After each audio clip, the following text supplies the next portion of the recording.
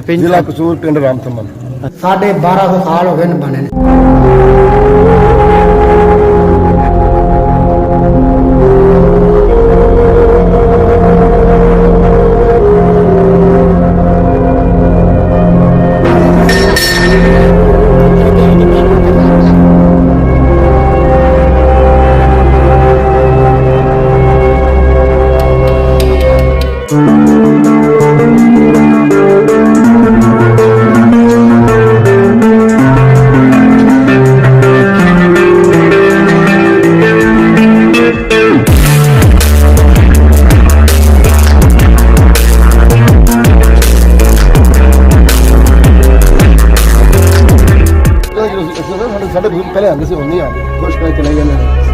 नाजरीन, ये आप देख सकते हैं कि रिहायशी मकानों के नीचे से गलियां गुजारी गई थी।